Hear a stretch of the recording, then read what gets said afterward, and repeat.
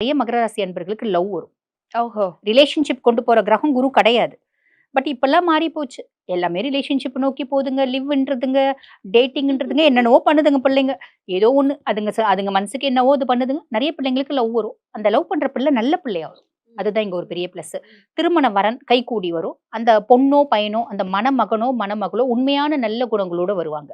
Already divorce ஆனவங்களுக்கு புதுசா ஒரு வரன் வரும்.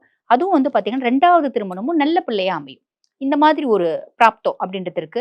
அதே மாரி உங்க பிசினஸ் பார்ட்னருக்கும் இவங்களுக்கும் ஒரு மன ஒற்றுமை அப்படின்றது இருக்கும். கணவன் மனைவிக்குள்ள ஒற்றுமை, அந்யோன்யம், அன்பு அப்படின்றது மலரும். காதல் வேற, அன்பு வேற.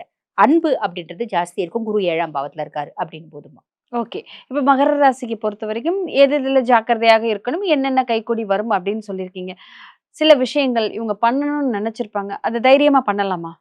ஆக்சுவலி இந்த 2026 ஃபர்ஸ்ட் எக்ஸலன்ட்டா இருக்கிறது ரிஷபத்துக்கு.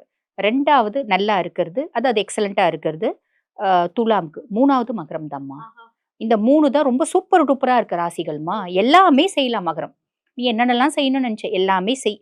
என்ன அ இந்த 8ல கேது மட்டும் கொஞ்சம் உஷாரா இருந்துக்கோ. 8ல கேது நான் என்னென்ன மாரி பலன்கள் குடுப்பாரு, ஹிட்டன் விஷயங்கள். வெளிய வராம மட்டும் பார்த்துக்கோ. ரொம்ப சிம்பிள்.